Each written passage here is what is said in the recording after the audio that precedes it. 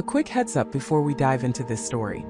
It contains themes of psychological suspense, survival, and elements of crime that some listeners may find intense. Listener discretion is advised. Imagine the vast, indifferent expanse of the Pacific Ocean, stretching horizon to horizon, an endless mocking blue. Now picture a luxury yacht, or what's left of one, adrift in that colossal emptiness. Her sails shredded, masts snapped like a toothpick, and her gleaming white hull scarred with what looked less like wear and tear, and more like a violent, deliberate attack. This wasn't a vessel lost to a storm. This was a ghost ship, carrying a secret far darker than any tempest. On July 14th at approximately 6:30 Pacific Standard Time, a routine patrol by the United States Coast Guard cutter Reliance spotted the derelict vessel. They were over 1,000 miles off the coast of San Diego, far beyond any expected shipping lanes for a pleasure craft of its size. As the Reliance approached, the scene grew more unsettling. The yacht, christened the Serenity, by its owners listed heavily, her once proud name barely visible beneath a film of salt and grime. No distress signal had ever been received. No emergency beacon had ever activated. Just silence. And then a flicker of movement. On the aft deck, huddled against the shattered remnants of a railing, was a man. He was barely conscious, his skin burned raw by the sun, lips cracked and swollen, eyes wide with a terror that seemed to transcend physical suffering. This was Michael Anderson, and he was the sole survivor. When the Coast Guard team boarded the Serenity, the air was thick with the metallic tang of salt and something else. Something faintly acrid like burnt electricals, but also something deeper, more unsettling, a scent that hinted at profound wrongness. The yacht was a wreck, not just from the elements, but from apparent internal devastation.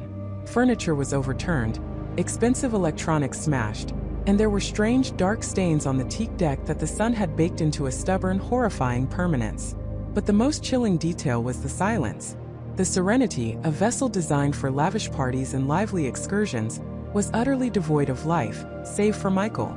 Michael was immediately airlifted to the nearest naval hospital, clinging to life, his body ravaged by dehydration and exposure. But it was his mind that seemed to be in the most perilous state. He spoke in fragments, whispers of waves and shadows, of a terrifying unseen force. He mentioned names: Jessica, his wife; David, his business partner; Emily, David's fiancée. All of them had been on board. All of them were gone. The official report from the Coast Guard stated vessel found derelict, apparent catastrophic event. But the unofficial whispers among the crew of the Reliance painted a much grimmer picture. There were no signs of a collision with another vessel. No evidence of a rogue wave or even a hurricane. The damage was too specific, too localized, and too personal. It wasn't just nature's fury. It felt like something had happened on that boat. Something violent. As Michael slowly recovered physically, the pressure mounted. The families of Jessica, David, and Emily were desperate for answers. The media, sniffing out a high-profile mystery, descended like vultures. And the investigators, led by the sharp, unyielding agent Sarah Jenkins of the FBI, began to piece together the Serenity's last known voyage. The yacht had departed from Marina del Rey, California, 2 weeks prior, bound for a leisurely cruise through the Hawaiian Islands. On board were Michael and Jessica Anderson, a successful couple who had recently celebrated their 10th wedding anniversary. David Chun, Michael's longtime friend and business partner in a thriving tech startup, and Emily Carter, David's vibrant fiancée, a well-known interior designer. A small, experienced crew of 3 had also been hired for the trip: Captain Robert Maxwell, a seasoned mariner; First Mate Lisa Rodriguez, efficient and meticulous; and Chef Carlos Ramirez, renowned for his culinary skills. 7 souls in total. 6 of them had vanished without a trace. Michael's initial account was harrowing, a tale of a sudden violent storm, unlike anything he'd ever witnessed. He described waking to the yacht being tossed about like a toy, the screams of his wife, the frantic shouts of the crew. He remembered the mast snapping, the cabin flooding, and a desperate struggle to reach the emergency raft. But the storm, he claimed, had been too fierce, too quick. Everyone else had been swept away, or trapped below deck as the yacht took on water. He remembered clinging to debris, then somehow finding himself back on the damaged yacht, drifting. The details were hazy, fragmented, punctuated by long, terrifying silences. Agent Jenkins listened patiently, her face betraying nothing. She was a master at reading between the lines of trauma, at sifting through the chaos of memory for the grains of truth. But Michael's story, while emotionally compelling, had too many gaps, too many inconsistencies. For one, weather reports for the time and location indicated only moderate seas and clear skies. No squalls, no unexpected tempests. The Pacific had been unusually calm. Then there was the nature of the damage to the Serenity. The Coast Guard's preliminary assessment noted that while there was certainly water ingress and structural damage from being adrift, much of the internal destruction suggested a struggle, not merely the impact of waves.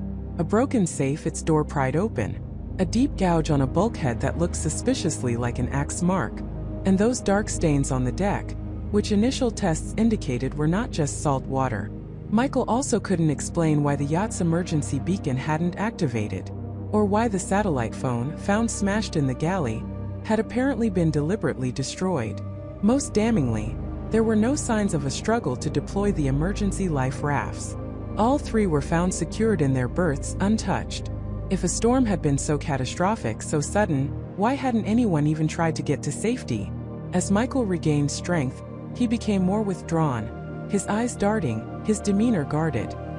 He insisted his memory was still fractured, a defense mechanism perhaps against the horrors he'd endured.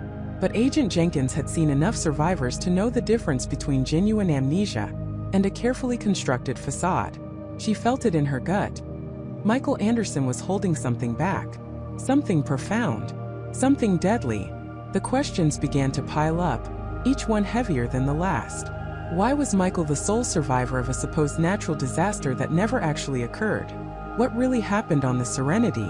And what was so important, so terrifying, that it drove a man to invent a storm, to lie about the disappearance of his own wife and friends, and to drift for days in the unforgiving Pacific, clinging not just to life, but to a secret that could destroy him? The ocean had given up a man, but it had swallowed the truth. And Agent Jenkins knew with chilling certainty that until that truth emerged, Michael Anderson was not just a victim of the sea, but a prisoner of his own deadly secret. The investigation into the phantom storm and the vanished passengers of the Serenity had only just begun, and it promised to drag everyone involved into depths far darker than the Pacific itself. The world watched, captivated and horrified, as Captain David Miller, the sole survivor of the luxury cruise liner the Serenity, was pulled from the churning Pacific. His gaunt face, etched with a mixture of relief and unspeakable trauma, became the face of a tragedy that defied explanation. He spoke of a phantom storm, a sudden monstrous wave that swallowed his ship whole, leaving no trace of the 300 souls aboard. But even as the rescue teams hailed him a miracle, a cold dread settled over the seasoned investigators of the U.S. Coast Guard. The Pacific had given back a man, but it had swallowed the truth. Within hours, the grim machinery of a full-scale maritime investigation rumbled to life. Leading the charge was Agent Sarah Jenkins, a woman whose sharp intellect was matched only by her unwavering resolve. With a career spanning 2 decades of navigating treacherous seas of evidence and deception, Sarah had seen it all: accidental mishaps, reckless negligence, and deliberate sabotage. But the Serenity presented a puzzle unlike any she had encountered. The sheer scale of the disappearance, coupled with the captain's extraordinary survival, screamed for answers that the ocean wasn't readily giving up. Captain Miller, once stabilized, was transferred to a secure medical facility, his every word and movement under scrutiny. His initial debriefing was concise, almost clinical. He recounted the evening of the incident with a chilling detachment. A clear night, calm seas, then a sudden violent squall that materialized from nowhere. He described a rogue wave, a towering wall of water, striking the Serenity with unimaginable force, breaching the hull, and plunging the vessel into chaos. He claimed he fought to save his ship, to guide passengers to lifeboats, but the list was too rapid, the damage too extensive. He remembered a deafening roar, the ship groaning in protest, and then the frigid embrace of the ocean as he was torn from the bridge. He insisted he spent days clinging to debris, hallucinating, before the fishing trawler found him. His story was consistent, almost rehearsed, yet it lacked the raw, visceral terror Sarah expected from a man who had just witnessed such a cataclysm. There was a hollow ring to his composure, a practiced grief that didn't quite convince. Meanwhile, search and rescue efforts transitioned into a painstaking recovery operation. Debris from the Serenity began to surface, scattered across miles of ocean. Life jackets, deck chairs, remnants of cabins, all bearing the distinctive logo of oceanic voyages. But what the teams didn't find was far more telling. There were no intact lifeboats, no distress beacons activated, no other survivors, not even bodies. For a ship carrying 300 people, the ocean was eerily empty, and the wreckage itself told a confusing tale. While some pieces showed signs of immense impact, consistent with a powerful storm, other sections suggested internal structural failure, or even damage that seemed curiously localized, not spread across the entire vessel as a massive rogue wave would typically inflict. Sarah's team noted scorch marks near the engine room on one recovered panel, and strange, clean-cut breaks on another, almost surgical, rather than the jagged tears of a natural disaster. The most damning evidence, however, came from the meteorological reports. Sarah's team meticulously cross-referenced satellite imagery, buoy data, and commercial shipping logs for the exact coordinates and time Miller had given. The results were unequivocal. There had been no unprecedented storm, no rogue wave. The weather models for that section of the Pacific on that night indicated moderate chop, perhaps some scattered showers, but nothing remotely close to the apocalyptic conditions Captain Miller described. The phantom storm was just that, a phantom, a fabrication. This revelation solidified Sarah's suspicion. Captain Miller was lying. The question was why? And what was he hiding? The investigation pivoted from a search for answers about a natural disaster to a full-blown criminal inquiry into a mass disappearance. The stakes were impossibly high. Across the country, the families of the vanished were caught in a purgatory of grief and uncertainty. Among them was Emily Chan, a spirited young woman whose younger brother, Daniel, had been a sous chef on the Serenity. Daniel, only 23, had just landed his dream job, eager to see the world and hone his culinary skills. Emily remembered his last call, full of excitement about the upcoming voyage, a special event planned for a group of high-profile guests. He'd mentioned nothing of bad weather or any sense of unease. Now, Emily sat in her quiet apartment, staring at Daniel's smiling photo, the official statements offering little comfort. The cruise line's assurances felt hollow, their condolences like carefully worded legal disclaimers. Emily refused to accept that Daniel was simply lost at sea. Her brother was a meticulous planner, a survivor. If there was a way out, he would have found it. She started digging, contacting other families, scouring online forums, desperate for any shred of information that didn't come from the official channels. Back at the Coast Guard headquarters, Sarah Jenkins leaned over a holographic projection of the Serenity's last known trajectory. The shipping company, Oceanic Voyages, was cooperating, but their cooperation felt measured. Their public relations team was working overtime, spinning a narrative of unavoidable tragedy, emphasizing their impeccable safety record and Captain Miller's distinguished career. They were quick to offer settlements to close the book. But Sarah wasn't ready to close anything. The voyage data recorder, the ship's black box, had been recovered from the wreckage, albeit heavily damaged. Its retrieval was a painstaking operation, a race against time and oceanic pressure. When it finally arrived at the forensics lab, its casing was battered, its internal mechanisms compromised. The data recovery specialists worked around the clock, piecing together fragments of information, sifting through corrupted files. Days later, Sarah received the call. The VDR had yielded some critical data. The audio logs were mostly static, garbled beyond recognition. The positional data was intermittent, but confirmed the ship's location when it vanished. But then came the anomalies. The system logs showed a sudden massive power surge approximately 2 hours before Miller alleged the storm hit. It wasn't a gradual spike. It was an instantaneous, inexplicable jolt that briefly overloaded several auxiliary systems. Even more unsettling was what followed. A suspicious, almost surgical gap in the recording, a complete cessation of data for nearly 45 minutes, followed by a sudden jarring jumble of alarms and structural stress warnings. It was as if the ship had simply ceased to exist for a crucial period, only to flicker back into a state of catastrophic failure. This wasn't a storm. This wasn't a rogue wave. The VDR data, combined with the impossible weather reports and the peculiar wreckage, painted a picture of something far more sinister. Captain Miller's story was a carefully constructed lie, a smokescreen to obscure a truth far darker and more deliberate. The Serenity hadn't been swallowed by the sea. It had been dismantled piece by piece by an unseen hand, and Captain David Miller, the sole survivor, was not just a victim of circumstance, but a central figure in a conspiracy that had erased 300 lives. Sarah Jenkins knew with a chilling certainty that this was just the beginning. The depths of the Pacific had given up a man, but the secrets he carried were still submerged, waiting to drag everyone involved into an abyss of unimaginable horror. The depths of the Pacific had given up a man, but the secrets he carried were still submerged, waiting to drag everyone involved into an abyss of unimaginable horror. The deck of the Coast Guard cutter, the Guardian, felt less like a rescue vessel and more like the stage for a grim, silent drama. Sarah Jenkins, senior investigator for the Coast Guard, watched as the medical team, led by Dr. Emily Chun, carefully lifted the emaciated figure onto a stretcher. His skin, a roadmap of sun-baked cracks and peeling layers, seemed stretched taut over bone. His eyes, though barely open, darted around with a primal cornered fear that chilled Sarah to her core. It wasn't the fear of a man who had merely cheated death. It was the terror of one who had seen something far worse, something that lingered in the shadows behind his vacant stare. Severe dehydration, malnutrition, hypothermia, Dr. Chun rattled off, her voice efficient but laced with an underlying concern. Likely minor concussive injury from exposure, possibly more. We need to get him stable immediately. Sarah nodded, her gaze fixed on the man. His breathing was shallow, ragged, each gasp a testament to a will to live that defied all logic.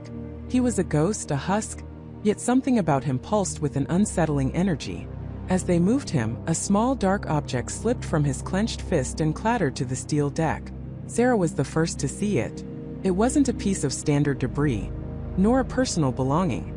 It was a shard of something metallic, intricately designed, with a smooth, dark surface that seemed to absorb the light rather than reflect it. Tiny, almost microscopic symbols, unlike any she'd ever seen, were etched into its surface. It was unlike anything she had encountered in her years of investigating maritime incidents. This wasn't just a shipwreck survivor. This was a puzzle piece from a much larger, more terrifying picture. Captain David Miller, a man whose weathered face usually exuded calm authority, approached Sarah, his brow furrowed. "Any identification, Investigator Jenkins?" Sarah shook her head, her fingers closing around the cold, strange metal shard. "Nothing visible, Captain. His clothes are beyond recognition, and there's no wallet, no dog tags, no anything. Just him." She held up the object. "And this?" Miller glanced at it, a flicker of professional curiosity in his eyes, quickly replaced by a deeper unease. "What in the world is that?" "I have no idea," Sarah admitted, turning the shard over in her palm. It felt ancient, yet impossibly advanced. "But it doesn't look like anything from a standard vessel, military or civilian." They took the man, whom Dr. Chun had provisionally labeled John Doe, to the cutter's infirmary. The air grew thick with unspoken questions.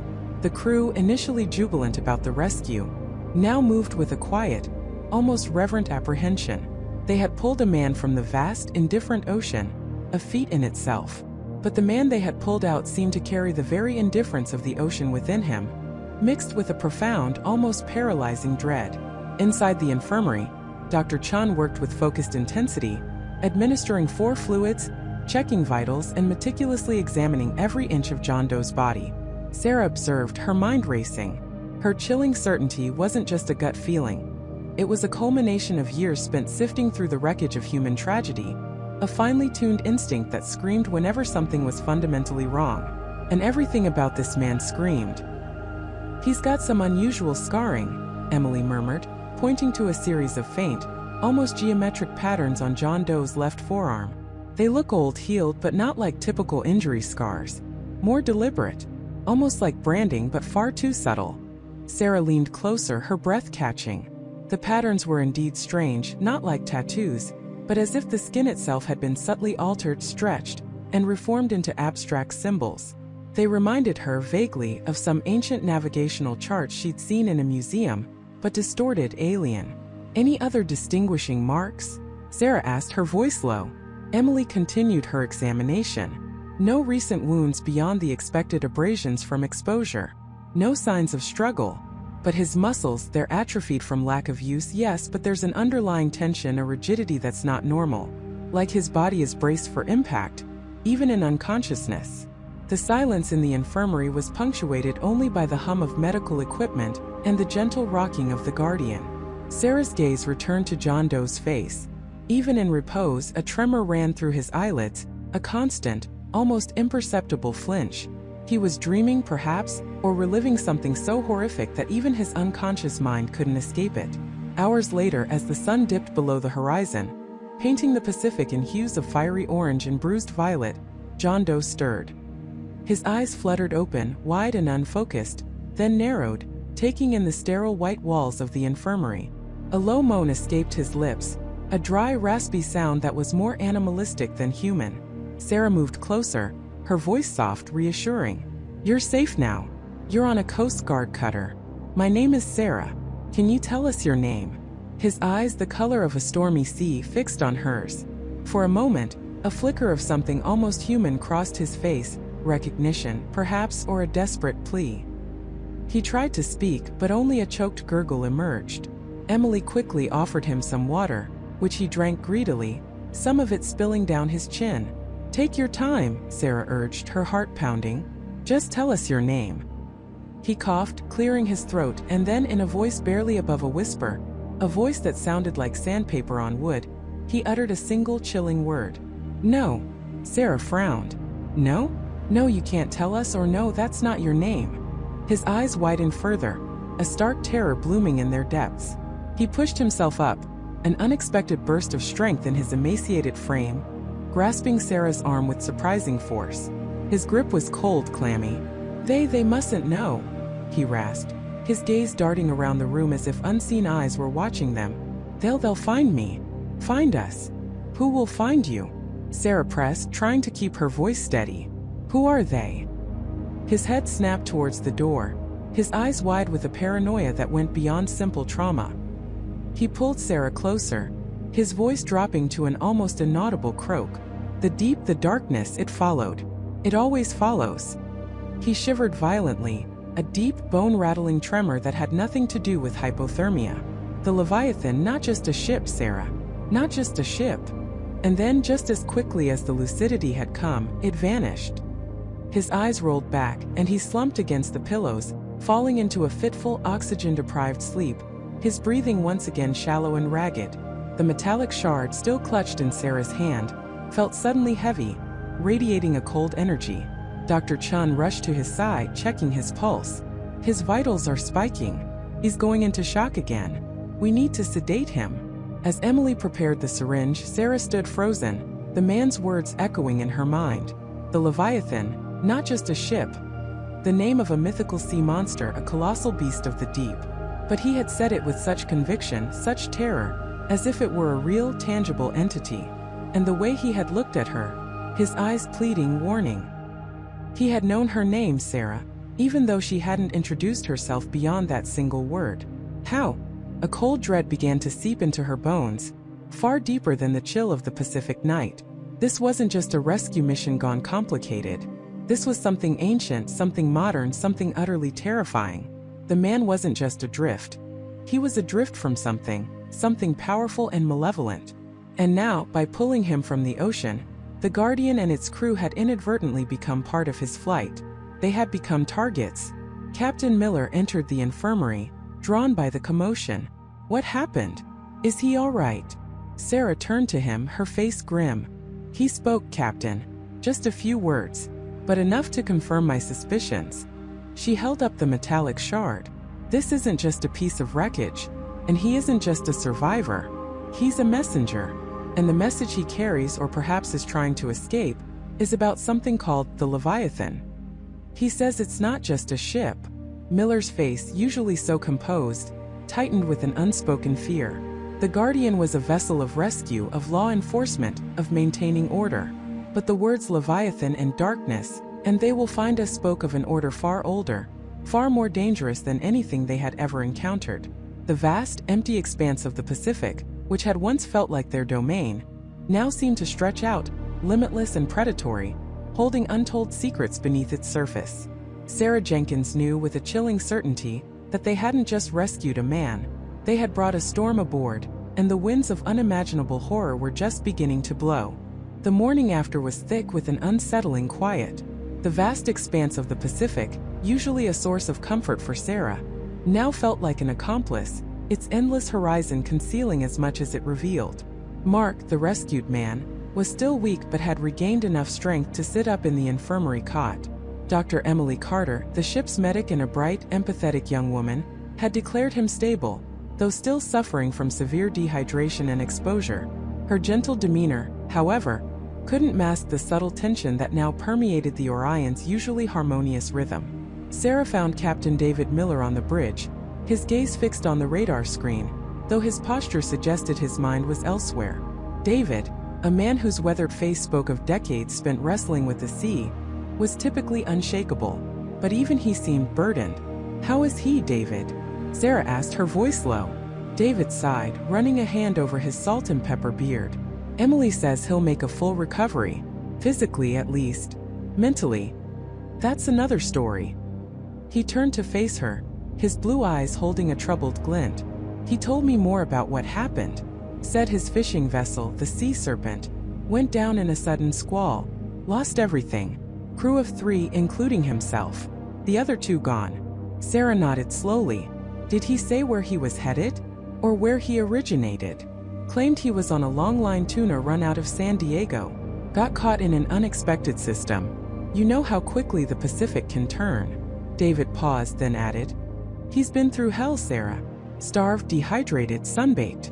It's a miracle he even survived." "A miracle, yes," Sarah echoed, her gaze drifting towards the infirmary door. "But miracles sometimes come with a price, don't they?" David frowned, sensing her underlying suspicion. "What are you getting at, Sarah?" "Just a feeling. He's too lucid for someone who's been adrift for so long. Too composed. And the storm he described, it doesn't quite align with the satellite imagery we had for that sector. We track everything, David. There was no sudden squall of that magnitude in our operational area at that time. He could be disoriented, Sarah. Memory gaps are common after trauma. Or he could be lying," she countered, her voice firm. "His eyes, David. They don't look like a man who's lost everything. They look like a man who's hiding something. He watches us, not with gratitude but with calculation." Before David could respond, a voice from the intercom crackled to life. "Captain, First Mate, Mark is asking to speak with you both. Says he feels strong enough to thank you properly." It was Emily. David exchanged a look with Sarah, a flicker of irritation mixed with curiosity in his eyes. "All right, Emily. We're on our way." In the infirmary, Mark sat upright, a thin blanket draped over his lap. He looked remarkably better, though his skin was still peeling in places.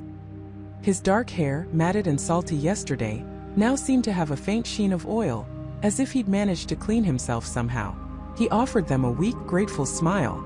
"Captain Miller, First Mate Jenkins," he began, his voice raspy but surprisingly clear. "I don't know how to thank you. You saved my life. I owe you everything." "Just doing our duty, Mark," David said, his tone professional. "We're glad to have found you." Mark's eyes, those unsettling dark pools, met Sarah's. A shiver ran down her spine. There was an intelligence there, a depth that belied his current state of vulnerability. "I'm Mark Anderson," he stated, offering a hand to David, then to Sarah. His grip was surprisingly firm for a man so recently at death's door. "From San Diego." "Sarah Jenkins," she replied, her voice cool. "We understand you lost your vessel, the Sea Serpent?" Mark's smile faltered, replaced by a shadow of sorrow. "Yes. A rogue wave, then a squall hit us hard and fast. No time to even send a distress signal. My crew gone. My life's work gone." He looked genuinely distressed, his gaze dropping to his hands. It was all so sudden. Sarah observed him closely. The distress seemed authentic, but the details were still problematic. "What kind of vessel was the Sea Serpent, Mr. Anderson?" He looked up, a slight hesitation before he answered. "A 40-foot longliner, standard fishing trawler. Nothing fancy." "And your emergency beacon?" she pressed. "Did you activate it?" "Tried to. The storm came on us so fast, everything was chaos. Power went out. By the time I could even think about it, the boat was already breaking apart." He sighed, running a hand through his damp hair. "It's all a blur, honestly. Survival instinct just kicked in. David, perhaps sensing Sarah's line of questioning was becoming too direct, interjected. "Well, you're safe now, Mark. We're heading roughly east, towards the coast. We'll get you to port where you can contact your family." Mark's eyes lit up. "Family?" "Yes, my sister Lisa. She'll be worried sick. Do you have a way to reach out? To let her know I'm alive?" "We have satellite comms," David confirmed. "Once we're further out of this zone, we can try to establish a clear signal. But it'll be a few days before we're close enough to relay a personal message without disrupting critical operations." "Of course, Captain," Mark said, his gratitude seemingly overflowing. "Anything you need. I'm strong enough to help with chores, whatever. Just point me in the right direction." Later that day, Sarah watched Mark from a distance as he was given a tour of the deck by Michael, the ship's burly, good-natured engineer. Michael, always eager to show off the Orion's impressive machinery, was pointing out various systems. Mark listened intently, asking questions that seemed unusually specific for a man who had just survived a shipwreck. He inquired about the navigation systems, the range of their radar, even the bandwidth of their satellite communication. "He's awfully interested in our comms," Sarah murmured to Emily, who was checking supplies in the infirmary. Emily shrugged, her brow furrowed. "Well, he wants to contact his family, right? That makes sense." "It does," Sarah agreed. "But his questions, they're too technical. He asked Michael about our redundant systems, our encryption protocols. As if he was evaluating us." "Maybe he's just a tech-savvy fisherman," Emily offered, though a hint of doubt crept into her voice. "Or maybe the trauma made him obsessive about communication, given what he's been through." "Perhaps," Sarah said, but her gut twisted with disagreement. She decided to do some digging of her own. While Mark was distracted, she slipped into the infirmary. Emily had cleaned up, but Sarah noticed a small damp patch on the floor near the cot. She knelt, her fingers brushing against a faint, almost metallic smell. It wasn't the smell of seawater or disinfectant. It was something else, something sharp and chemical. Her eyes scanned the area. Underneath the cot, tucked away in a shadowed corner, was a small dark object.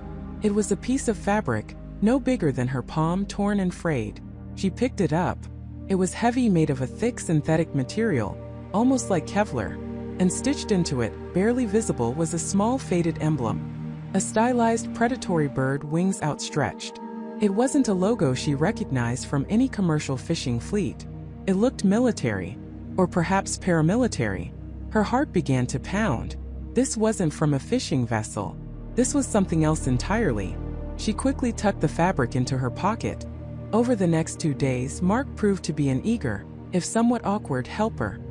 He meticulously cleaned the infirmary, assisted Emily with minor tasks, and even tried to lend a hand in the galley. He was polite, almost excessively so, constantly thanking everyone. But Sarah continued to observe him, and her unease only deepened. She noticed he never truly relaxed.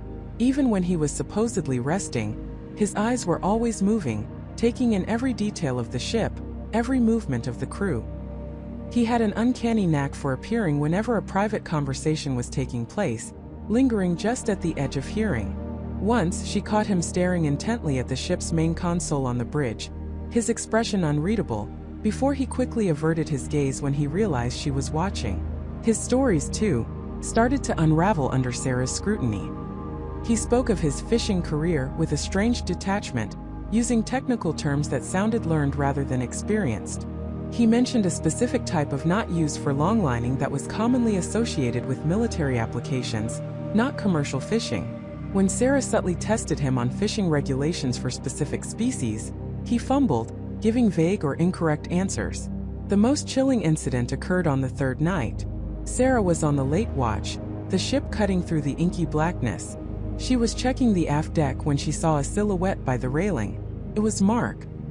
He was standing perfectly still, his back to her, gazing out at the endless ocean. There was no visible boat, no horizon, just the vast empty void. "Mark!" she called out softly. He didn't startle. He turned slowly, his face illuminated by the faint glow of the navigation lights. His eyes, usually guarded, now held an expression of profound, almost predatory focus. It wasn't the look of a man who had been contemplating his lost past or his uncertain future. It was the look of a hunter, "First mate," he said, his voice unusually calm, devoid of its usual grateful rasp. "Just enjoying the solitude. It's peaceful out here." "It is," Sarah agreed, her hand instinctively tightening on the railing. "Are you feeling all right?" "Never better," he replied, a faint smile playing on his lips. "Though I confess, I'm eager to get to a port, to make contact. My sister Lisa, she must be frantic. You said your satellite system is quite robust, didn't you, first mate?" His question, posed so casually, felt like a veiled threat. It was a reminder that he knew their capabilities, that he was assessing them. "It is," Sarah confirmed, trying to keep her voice even, "but still a few days out from optimal range for personal calls." "A few days," Mark repeated, his gaze sweeping across the dark ocean, then back to Sarah. "Such a short time in the grand scheme of things. Yet so much can happen." The implication hung heavy in the air, cold and sharp as a blade. Sarah felt a prickle of fear crawl up her spine. This man, Mark Anderson, was not who he claimed to be. He was a wolf in sheep's clothing, and he had designs on the Orion that had nothing to do with gratitude or contacting his sister. Back in her cabin, Sarah retrieved the piece of fabric from her pocket. The stylized bird emblem seemed to stare back at her, a silent harbinger of danger. She pulled out her personal satellite phone, a secure device she used only for emergencies, and began to carefully photograph the emblem. She needed answers, and she needed them fast. This wasn't a simple rescue gone wrong. This was an infiltration. And the chilling truth was, Mark hadn't just been found adrift. He had been placed there, a calculated move in a game Sarah was only just beginning to understand. The Orion, her home, her sanctuary, was no longer safe. It was now a pawn sailing blindly into a storm of unprecedented deceit and violence.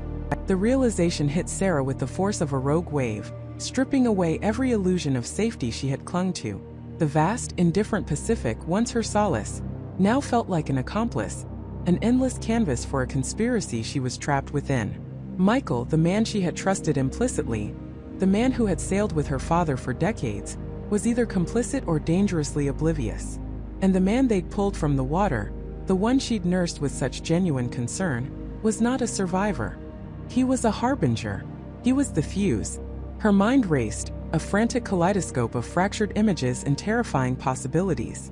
Every smile from Michael, every casual conversation with David in the engine room, every meal Emily had lovingly prepared, now felt tainted, scrutinized through the lens of betrayal. Who among them knew? Who was part of this elaborate, terrifying charade? And more chillingly, who was watching her? She stood in the galley, the aroma of stale coffee doing little to calm her churning stomach. Her hands were clammy, her heart a frantic drumbeat against her ribs. She needed to think, to plan, but her thoughts were a panicked swarm. Panic, however, was a luxury she couldn't afford. It was a weakness that would be exploited. She had to appear normal, even as her world fractured around her. Her gaze swept over the familiar space, the polished wood, the sturdy countertops, the chart table laden with maps and instruments. Each object, once a comfort, now seemed to mock her, silent witnesses to her sudden, profound isolation. The Orion wasn't just a boat anymore. It was a floating prison, its walls the endless ocean, its wardens disguised as friends. Her first instinct was to communicate, to reach out, to scream for help. But to whom? And how? The satellite phone was in the chart room, easily accessible but also easily monitored. The VHF radio too.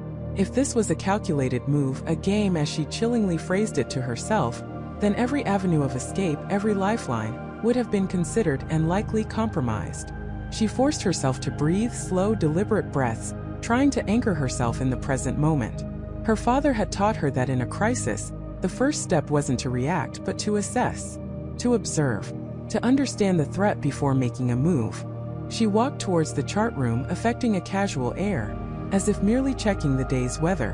Her eyes darted, taking in the neat rows of instruments, the glowing screens. The satellite phone sat innocently in its cradle. She picked it up, her fingers brushing over the smooth plastic. It felt heavy, inert, a symbol of a connection she no longer trusted. She pressed the power button. The screen glowed, displaying a full signal. Too easy, almost suspiciously so. A wave of doubt washed over her. Could she risk making a call? Even if it went through, who would she call? The Coast Guard? What would she say? I think my captain is embroiled in a deadly conspiracy and the man we rescued is part of it? They'd think she was delirious from sunstroke. And if her call was intercepted, if her suspicions were confirmed to them, then her life wouldn't be worth the fuel it took to run the Orion's engines. She placed the phone back, her fingers lingering on the keypad. No, not yet. She needed more. More proof, more understanding. She needed to know who was truly on her side, if anyone. Her next thought went to the man they'd rescued, the one whose very presence had shattered her reality. He was still in the guest cabin recovering. She had to see him, to look at him with new eyes, to find the crack in the facade. She moved silently towards the guest cabin, her footsteps barely audible on the carpeted floor. Her hand hesitated on the doorknob. What if he was awake? What if he was dangerous? The thought was a cold knot in her stomach. She pictured his face, pale and drawn, but now, a subtle shift in her memory brought a flicker of something else, a certain intensity in his eyes, even in his weakened state, that she had dismissed as the trauma of his ordeal. Now, it felt like calculation. She pushed the door open slowly, just enough to peer inside. The cabin was dimly lit, the curtains drawn against the harsh midday sun. He lay still in the bunk, his chest rising and falling with an even rhythm. His face was turned towards the bulkhead, his dark hair a stark contrast against the white pillow. He looked peaceful, utterly harmless. But she knew better. She stepped inside, her senses on high alert. The cabin was tidy, almost too tidy. Her gaze swept over the small table, the bookshelf. Nothing seemed out of place. No hidden compartments, no obvious weapons. She moved closer to the bunk, her eyes scanning his form. He was dressed in a pair of fresh, clean shorts and a t-shirt she'd given him from the spare clothes locker. His clothes, the ones he'd been wearing when they found him, were drying in the laundry room. A sudden thought struck her. His clothes. They might hold a clue. She backed out of the cabin silently, closing the door with a soft click. The laundry room was adjacent to the engine room, typically David's domain. She needed to be careful. David was quiet, efficient, and intensely loyal to Michael. Or so she'd always believed. She found David wiping down a manifold in the engine room, the rhythmic hum of the machinery a steady backdrop to her agitated thoughts. He looked up, his strong, calloused hands pausing in their work. "Everything all right, Sarah?" he asked, his voice calm, unremarkable. "Just checking on the water maker," she lied smoothly, pointing vaguely at a panel. "Thought I heard a strange pressure drop." David nodded, his brow furrowed slightly. "Seems fine to me, but I can run a diagnostic if you like." No, it's probably just the boat settling," she said quickly, forcing a smile. "Just being overly cautious." She glanced towards the laundry room door. "Have the clothes from our guest dried yet?" "Oh yeah, mostly," David replied, wiping his hands on a rag. "I hung them on the line outside a while ago. They should be good by now." "Great," she said, trying to sound casual. "I'll fetch them. Don't want them getting mildewy." David shrugged, returning to his work. "Whatever you say, Sarah." Her heart hammered as she slipped into the small laundry room. The clothes were indeed gone from the line, folded neatly on the counter. His t-shirt, still slightly damp, his shorts, and a small, nondescript wallet that she hadn't noticed before. It was a simple, dark leather wallet. No logos, no embellishments. Her fingers trembled as she picked it up. It felt light. Too light. She opened it. Inside there was a single laminated card. Not a driver's license, not a credit card. It was a blank white card, no name, no photo, just a series of numbers and a small, almost imperceptible symbol in the corner. A stylized O with a subtle upward pointing arrow. Nothing else. No cash, no other identification. It was as if he'd been intentionally stripped of any personal markers. This was it. This was the proof. This wasn't a man who had been shipwrecked. This was a man who had been deployed. She quickly slipped the card back into the wallet and put the wallet back with the clothes. Her mind was reeling. A blank card with a symbol. What did it mean? A code? An affiliation? The O or Ion? No, that was too on the nose. Or was it? She exited the laundry room, her facade of calm barely holding. David was still engrossed in his work. She made her way back to the galley, the folded clothes clutched in her hand. She needed to hide the wallet, to analyze that symbol, to understand what she had stumbled upon. She stuffed the wallet deep into a hidden compartment in her cabin, a small forgotten space behind a loose panel in her wardrobe that only she and her father knew about. Her mind raced, sifting through every interaction, every word spoken since they'd found him. She remembered Michael's strange insistence on keeping the man's identity quiet, his almost too quick dismissal of contacting authorities until the man was fully recovered. It all clicked into place, a horrifying mosaic of calculated deception. The Orion was now a stage, and she, Sarah, was an unwitting player in a drama far grander and more dangerous than she could have ever imagined. The blank card, the symbol, the mystery of the man himself. It was all connected to something vast, something powerful, something that had reached out into the desolate expanse of the Pacific to ensnare her. She looked out the porthole at the endless blue horizon. The sun was beginning its descent, painting the sky in fiery hues of orange and purple. A beautiful, deceptive spectacle. Beneath that beauty lay a deadly secret. A secret that had found its way onto her boat, into her life. And she knew with a chilling certainty that settled deep into her bones, that she was no longer just sailing the Orion. She was sailing into it. Into the heart of a storm far more treacherous than any hurricane. A storm of human malice, and she was alone, adrift, with only her wits to navigate the tempest. The realization hit Jessica with the force of a rogue wave, stripping away the last vestiges of her denial. It wasn't just fate, not just a tragic accident, not just a ghost ship. It was deliberate. Malice. A word that tasted like ash in her mouth. She was adrift, yes, but not just on the ocean. She was adrift in a conspiracy, a dark, churning vortex of human intent, and she was trapped at its epicenter. Her heart hammered against her ribs, a frantic drumbeat of terror and a new steely resolve. Fear had been a constant companion, but now a cold anger began to simmer beneath it. Michael's death, the Orion's abandonment, the chilling silence of the ocean, none of it was random. Someone had orchestrated this, and she was now the unintended witness, the inconvenient variable in their deadly equation. She looked around the main cabin, her gaze no longer seeing just a derelict yacht, but a crime scene. Every scuff, every misplaced item, every shadow now held a potential clue. She was no detective, but she was a survivor. And survivors, she knew, learned to see what others missed. She had to unearth the truth, not just for herself, but for Michael, whose memory whispered in the ocean breeze, urging her on. The first step was to secure her immediate surroundings. She checked the remaining hatches, ensuring they were still latched, less to keep the ocean out, and more to make sure no one could surprise her from within the boat itself. The idea of an unseen presence, a stowaway, made her skin crawl, but she systematically cleared each compartment, flashlight beam cutting through the gloom, until she was certain she was truly alone. The silence that followed wasn't comforting. It was heavy, pregnant with unspoken threats. Her focus then shifted. She needed to understand what the Orion truly was. David, the boat's owner, had been a successful, if somewhat enigmatic, businessman. He and Emily, his wife, had always presented an image of refined leisure. But what if that was just a meticulously crafted facade? What if the Orion was never just a pleasure yacht? She started in David's private study, a small, meticulously organized space adjacent to the master cabin. This room, she reasoned, would be where he conducted his real business, away from prying eyes.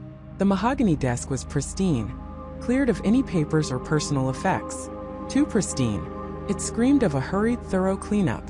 But even the most meticulous cleanup could miss something. Jessica ran her gloved hands over every surface, feeling for an unevenness, a hidden catch. She tapped along the walls, listening for a hollow sound. The Orion was a custom build, known for its clever use of space. There had to be hidden compartments, secret stashes. David, she remembered Michael saying, had a penchant for intricate mechanical puzzles. Hours blurred into a grueling, methodical search. Her fingers were raw, her mind buzzing with theories. She checked behind built-in bookshelves, under floorboards, inside seemingly solid panels. Nothing. Just the faint smell of old teak and the oppressive weight of her growing desperation. The sun began its slow descent, painting the sky in fiery hues, a cruel mockery of the turmoil raging within her. Then, as twilight deepened and the cabin grew dim, she found it. Not in David's study, but in the master cabin, behind a large framed abstract painting that depicted a stylized compass rose. It wasn't a secret button or a lever. It was a faint, almost imperceptible scratch mark on the wall panel directly behind the frame, where the corner of the painting would have rubbed over time. A scratch that indicated the panel had been moved, perhaps frequently. Her heart leaped. Adrenaline surged through her veins, chasing away her fatigue. She carefully removed the painting, setting it aside.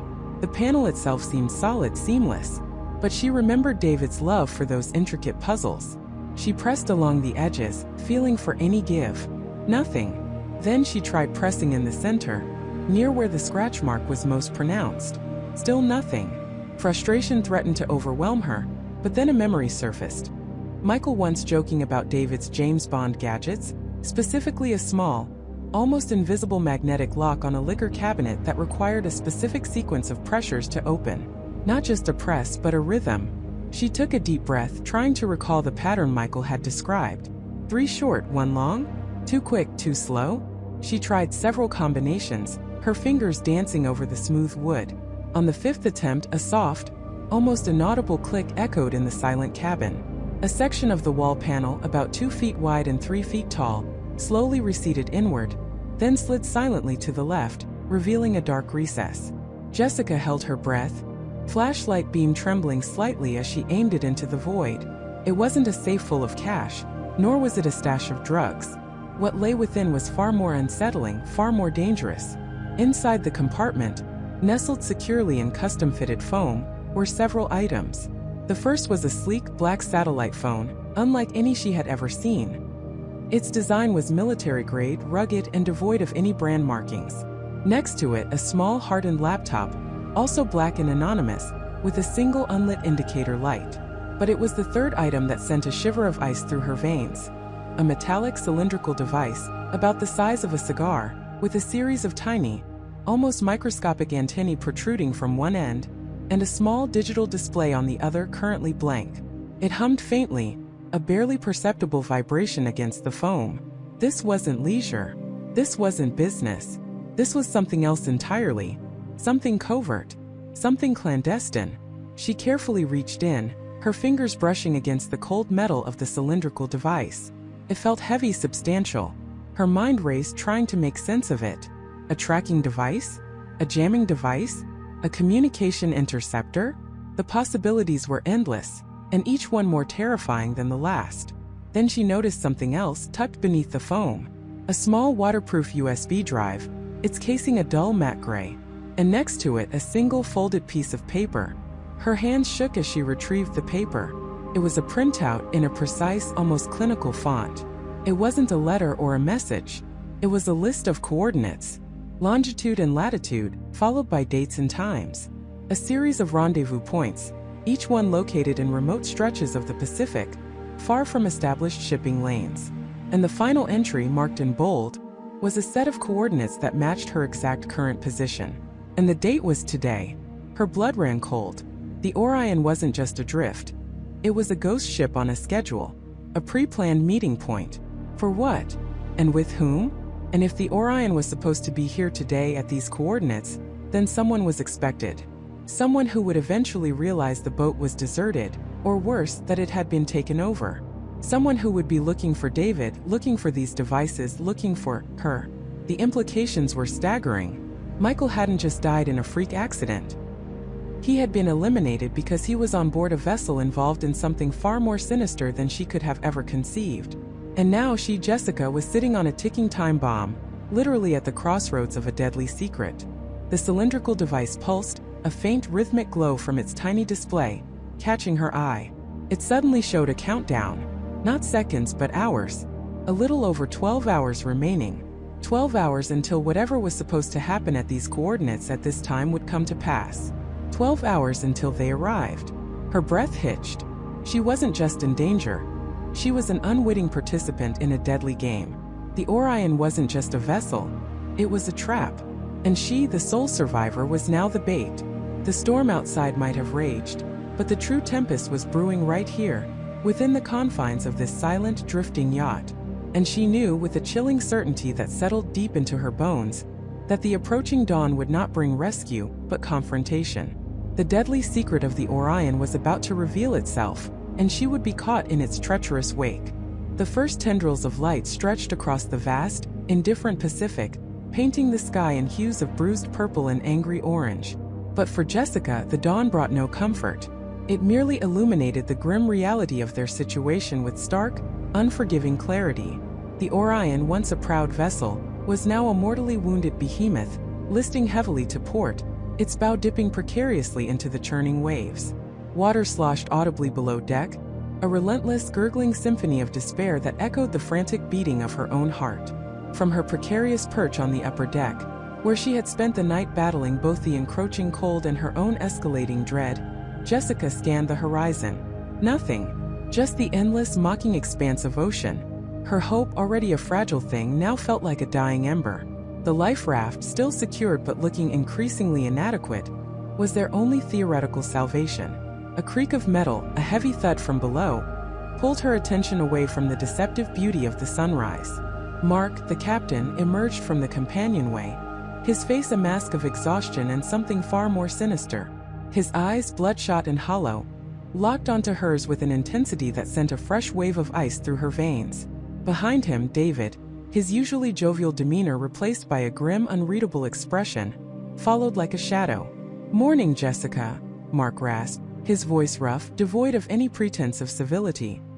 He no longer sounded like a captain in distress, but a predator cornered. "Looks like we're not getting any visitors." Jessica said nothing, her gaze flicking between the two men. Their movements were slow, deliberate, like hunters closing in on their prey. The air, already thick with the smell of salt and diesel, now seemed charged with unspoken menace.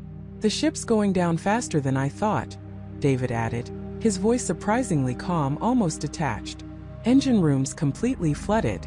We've got maybe a few hours tops before she slips under for good." "So the raft," Jessica finally managed, her voice a little shaky, but she forced herself to meet Mark's gaze. "We need to get to the raft. Now." Mark let out a short, humorless laugh that grated on her nerves. "The raft, yes. We'll get to the raft. But there are a few things we need to discuss first, aren't there?" He took a step closer, then another, until he was standing just a few feet from her, blocking her path to the stern where the raft was lashed. David positioned himself subtly, cutting off any escape towards the bow. "Discuss what?" Jessica asked, trying to keep her voice steady, her mind racing for an escape route, any advantage. The vastness of the ocean suddenly felt less like freedom, and more like an inescapable prison. Mark's lips curled into a sneer. "Don't play coy, Jessica. You're a smart woman. You've been asking questions. Asking about Emily. Asking about the accident." He spat the last word with contempt. "There was no accident, Jessica. Not in the way you think." A cold dread seeped into Jessica's bones, confirming her darkest suspicions. "What are you talking about?" "This ship," Mark began, his voice dropping to a low conspiratorial growl, "was never meant to reach port. Not with everything on board." He gestured vaguely below deck. "And Emily got curious. Too curious for her own good." The implication hung heavy in the air, a chilling confirmation of her deepest fears. Emily wasn't just missing.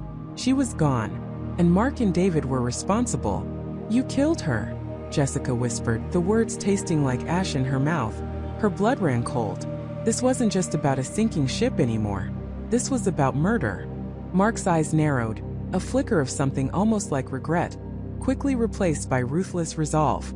"She gave us no choice. She found the cargo, started asking questions about why we were carrying something so sensitive on a pleasure cruise, threatened to go to the authorities once we docked." He shook his head, a grotesque parody of sorrow. "Couldn't have that, could we? Not after all the planning, all the risk." "Cargo," Jessica pressed, trying to piece together the fragments of this horrifying puzzle. "What cargo? What is so important that you would sink your own ship and murder a crew member?" David, who had remained silent until now, finally spoke, his voice flat. "Something very valuable, Jessica. Something that could make us very rich. Or get us locked away for a very long time if it was ever discovered." Mark stepped closer, his gaze predatory.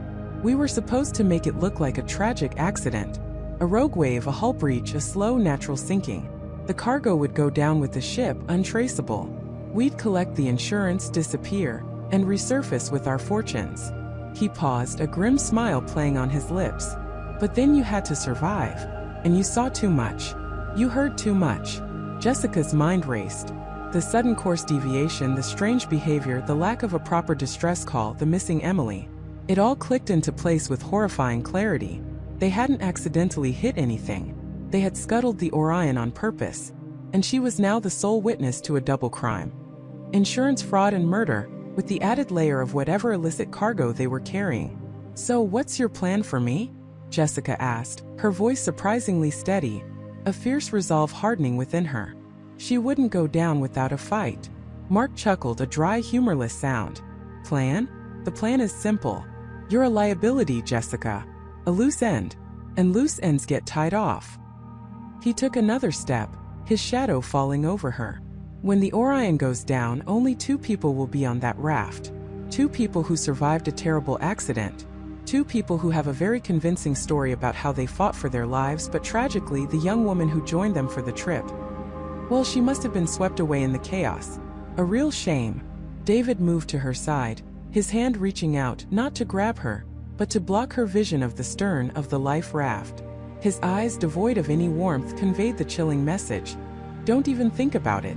Jessica felt a surge of adrenaline, cold and sharp. She was trapped on a sinking ship in the middle of the Pacific with 2 murderers. Her only hope was to outsmart them. "You really think you'll get away with this?" she challenged, buying time, searching for an opening. "No distress call, no one looking for us. Someone will notice we're missing. We're far off any major shipping lanes," Mark countered, a chilling confidence in his voice. "And we left a week early under the radar. By the time anyone starts looking, we'll be long gone. We've got a rendezvous point, a buyer for the cargo, a new identity waiting. This was meticulously planned, Jessica. You just happened to be in the wrong place at the wrong time." He took another step, his hand slowly reaching into his jacket. Jessica's eyes darted to the movement, her heart pounding against her ribs. She braced herself, muscles tensing, ready to fight, to scream, to do anything. But Mark didn't pull out a weapon. Instead, he produced a small waterproof pouch. "Just to be clear," he said, shaking the pouch, "the cargo isn't going anywhere with us. It's too risky.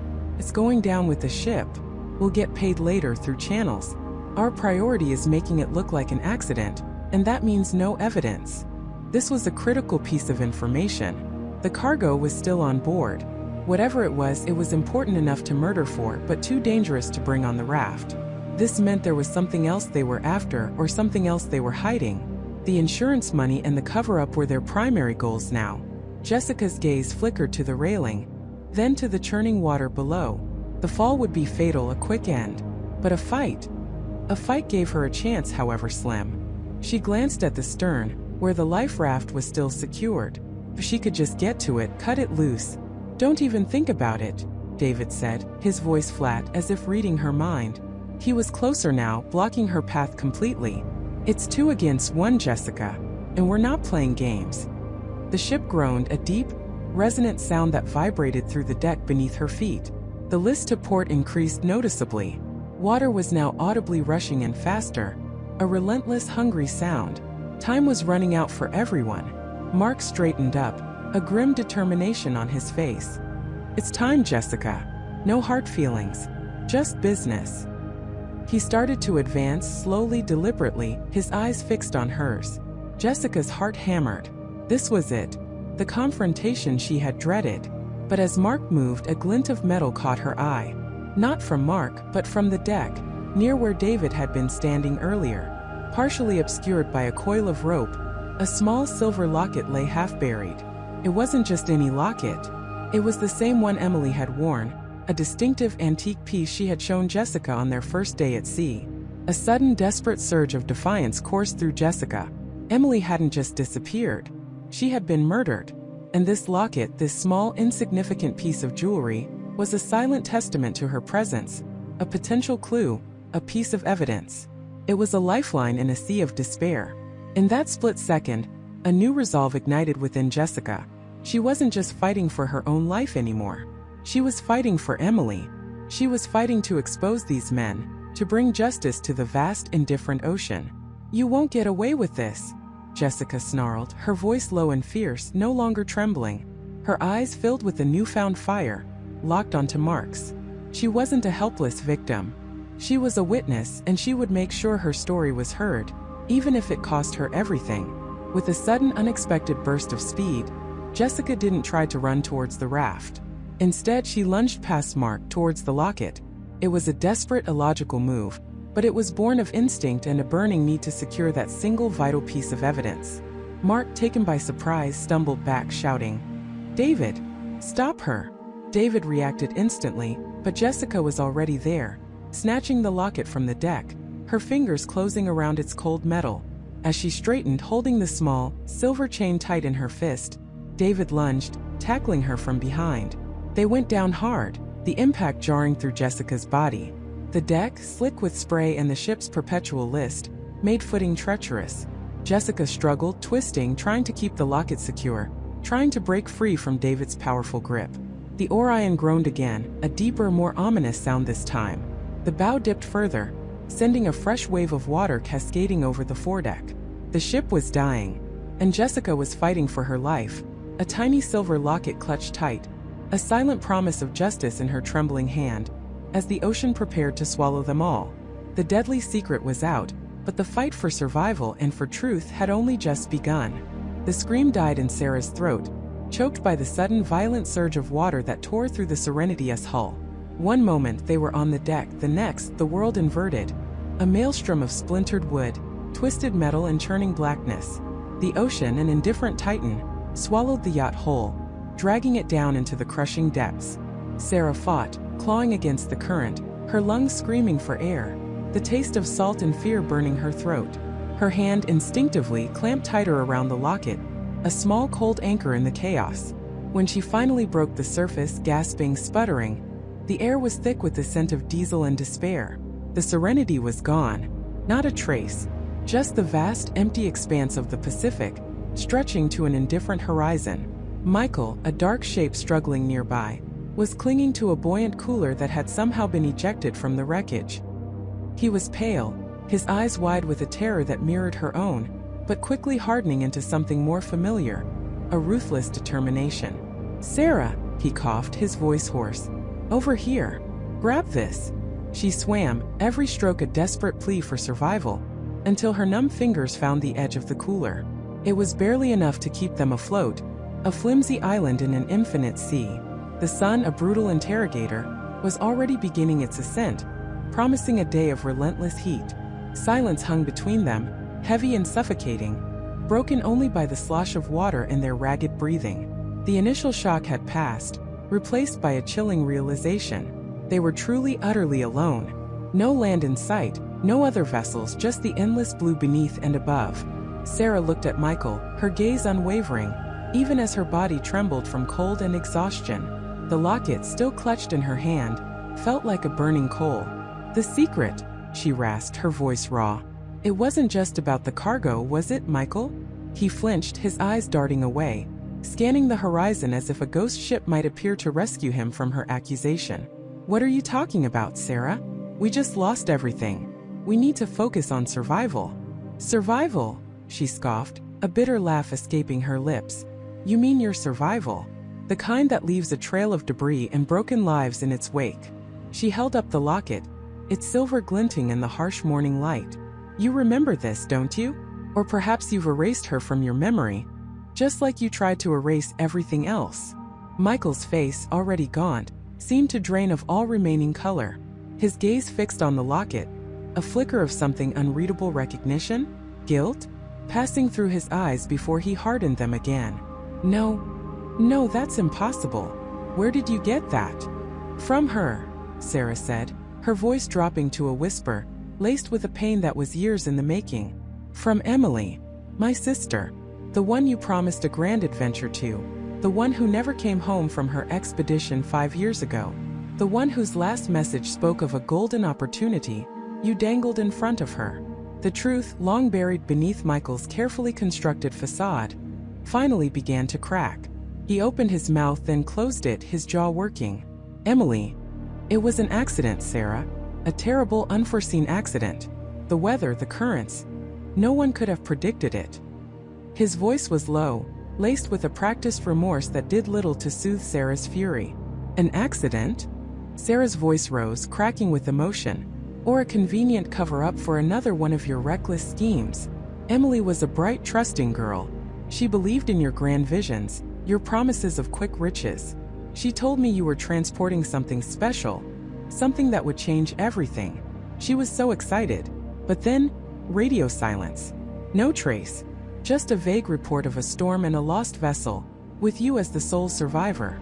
She tightened her grip on the locket. This was her lucky charm. She never took it off. I found it, Michael. Washed ashore on a remote island months later, tangled in a fishing net, hundreds of miles from where your accident supposedly happened. And inside, Sarah fumbled with the clasp, her fingers shaking, until the locket sprang open. Inside, pressed against the faded fabric, was a tiny desiccated fragment of what looked like a plant leaf and a microscopic, almost invisible chip of a golden substance. Inside was this. Not a picture, not a lock of hair, but a clue. A secret message. Michael stared at the locket, his pretense finally crumbling, replaced by a raw, desperate fear. No, that's impossible. That can't be. It is, Sarah said, her voice cold with resolve. Emily was smart, Michael. Too smart for you. She suspected something. She knew you were dealing in more than just rare artifacts. She found out about the real cargo, the one you were trying to smuggle out of the Pacific Rim, the one that could destabilize entire economies and fund illicit operations across the globe. The revelation hung in the air, heavy with the weight of years of deceit. The special cargo on the Serenity hadn't been just diamonds or drugs. It was something far more insidious, something Michael had been involved with for years, something that had cost Emily her life. It was a new strain of genetically modified, highly resistant supercrop seeds, Sarah explained, her voice trembling with the effort of articulating the horror. Seeds that could thrive in any hostile environment, outcompeting and destroying natural ecosystems. Seeds that could be used to control global food supplies, to create monopolies, to starve nations into submission. A biological weapon disguised as agricultural innovation. Emily found out you weren't just transporting them, you were involved in their development, in their illicit distribution network. She was going to expose you. Michael's eyes were wide, his face a mask of terror. You don't understand, Sarah. I was trapped. They would have killed me. They would have killed us all if I didn't comply. Emily. She was in the wrong place at the wrong time. She stumbled onto something too big. Too big for your conscience, you mean? Sarah spat, tears finally blurring her vision. You sacrificed her, Michael, to save your own skin, to protect your dirty empire. And you were going to do it again, weren't you? With this latest shipment. You were going to profit from misery, from ecological disaster, from global instability. The ocean, once a symbol of endless freedom, now felt like a vast, watery prison, holding them captive to their past. The cooler, their only refuge, became a battleground of truth and lies. Michael, cornered, his lies stripped away, was a dangerous man. His veneer of charm and adventure had evaporated, revealing the ruthless operator beneath. They're not just seeds, Sarah, Michael confessed, his voice a low, desperate growl, finally breaking under the pressure. They're a bioweapon, designed to be undetectable, to spread rapidly, to devastate the agricultural infrastructure of any target nation. The locket, that leaf fragment, Emily must have taken a sample, that tiny gold chip. It's a micro-identifier, a tag from the seed batch. Proof. He looked at her, his eyes pleading, yet still calculating. You have no idea what you've gotten yourself into. This isn't just about me. There are powerful people, governments even, who want these seeds. And they want anyone who knows about them silenced. Forever. The implications were staggering. Sarah hadn't merely stumbled upon a smuggling ring. She had uncovered a conspiracy of global proportions, one that had already claimed her sister's life and now threatened her own. The locket was more than a memento. It was a ticking time bomb, a piece of irrefutable evidence that could expose a network of unimaginable power. You're a monster, Michael, Sarah whispered, her voice devoid of its earlier rage, replaced by a chilling calm.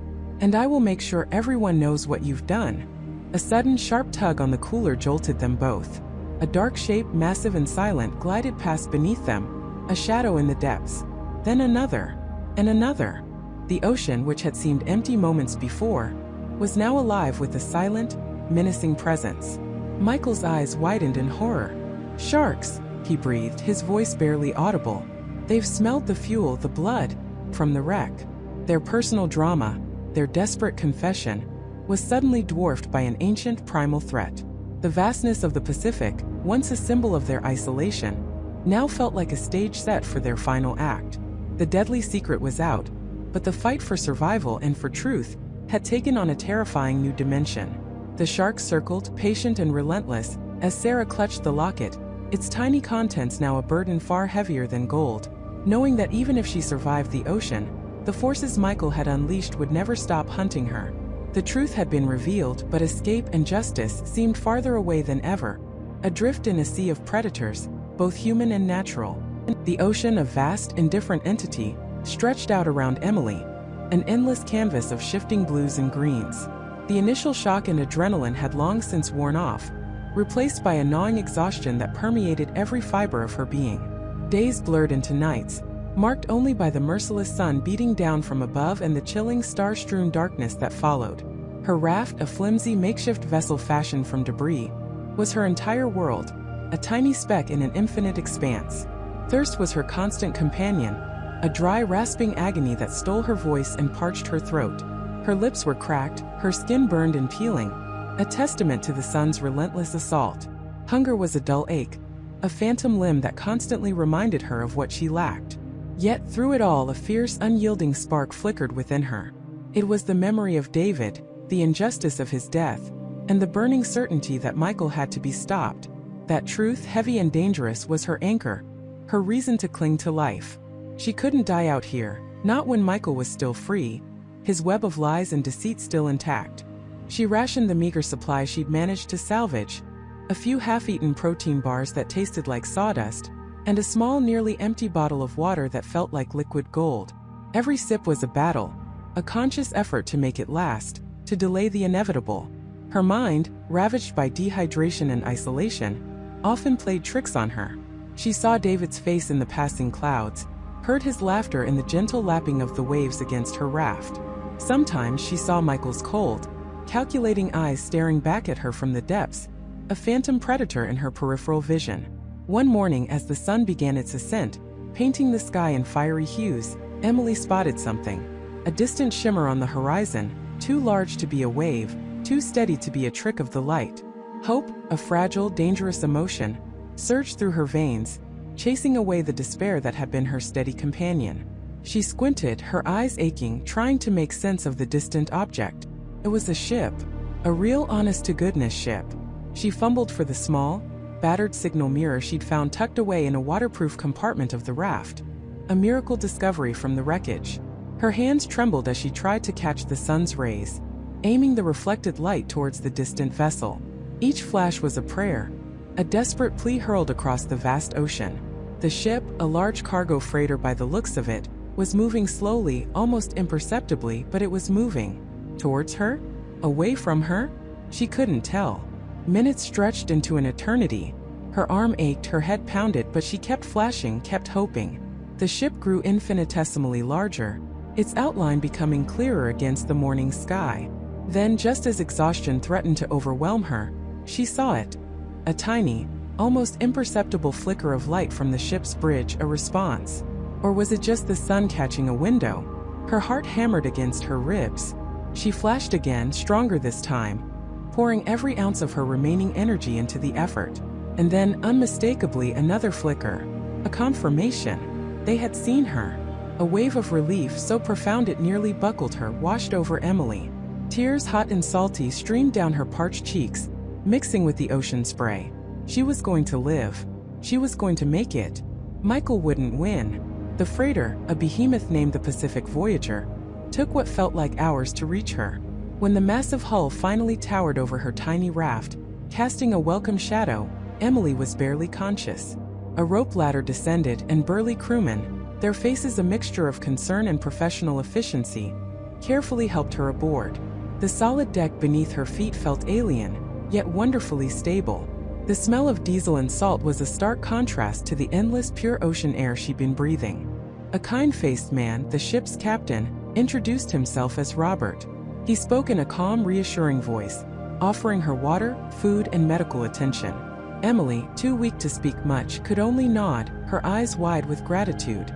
As she was led to the ship's infirmary, wrapped in a warm blanket, A chilling thought pierced through her relief. Michael. He would know. He would be searching. Her rescue, while a miracle, also meant she was no longer a ghost lost at sea. She was now a tangible threat, a target. The ship's doctor, a stern yet gentle woman named Dr. Chan, examined her, treating her severe sunburn, dehydration, and exhaustion. Emily, though still weak, felt a renewed strength beginning to stir within her. She ate slowly, savoring every bite of the plain, nourishing food. With each passing hour, her mind cleared, the fog of delirium receding. Captain Robert visited her later, once she was more stable. He sat by her bunk, a respectful distance away, his expression serious. "Miss Emily," he began, "we've reported your rescue to the authorities. They'll want to speak with you when we reach port. Is there anything you can tell us now?" Emily hesitated. The truth was a dangerous weapon. She couldn't just blurt out Michael's name, not without proof, not without knowing who she could trust. Michael had connections, influence. She had to be smart, strategic. "My name is Emily Hayes," she said, her voice still raspy but stronger. I was on a private yacht. There was an accident. A storm. I was the only one who made it to the raft." Captain Robert nodded slowly, his eyes searching hers. "A storm, you say? We didn't encounter any significant weather systems in this area recently. Not one that would capsize a yacht." Emily met his gaze, holding firm. "It was sudden. Violent. I don't remember all the details. It happened so fast." It wasn't a complete lie. The storm of Michael's betrayal and violence had certainly been sudden and violent. The captain seemed to accept her explanation for now. "All right, Miss Hayes. We'll be making port in San Diego in approximately 3 days. The Coast Guard will be waiting." He left her with a promise of privacy and continued care. Alone in the infirmary, Emily's mind raced. San Diego. 3 days. That gave Michael time to prepare. It also gave her time to think, to strategize. She needed to contact someone she could trust, someone outside of Michael's reach. But who? Her phone was gone, swallowed by the ocean. Her wallet, her ID, everything was lost. She was a ghost, a survivor with a deadly secret and no proof.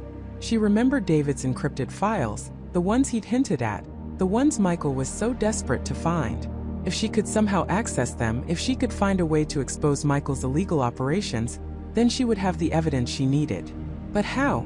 She was in the middle of the Pacific on a cargo ship, with no access to the outside world. As the ship continued its journey east, Emily spent her days regaining her strength, eating and observing. She noticed the ship's satellite phone, mounted securely in the captain's bridge. It was her only link to the outside, her only chance. But she couldn't just walk in and use it. She was a rescued survivor, not a passenger with privileges. One night, unable to sleep, she wandered onto the deck. The ocean stretched out beneath a blanket of stars, vast and silent. A crewman, a young man named Alex, was on watch. He saw her and offered a small, friendly smile. "Can't sleep?" he asked, his voice low. "Too much to process," Emily replied, gazing at the horizon. "Thank you for everything." Alex leaned against the railing. "Just doing our job. Rough out there, huh?" Emily nodded. She decided to test the waters, to see if she could gauge his character. It was terrifying. "I keep thinking about what I lost. Everything. My phone, my documents." She trailed off, letting the unspoken vulnerability hang in the air. Alex looked sympathetic. "Yeah, that's tough. You'll get it all sorted when we get to San Diego. The Coast Guard will help you get back on your feet." "I hope so," Emily said, a note of desperation in her voice. "I just wish I could contact someone. Let them know I'm alive. My family must be worried sick." It was a half-truth, but a relatable one. Alex hesitated, then looked around. The captain's pretty strict about the sat phone. Only for ship business, emergencies. But, he paused, considering.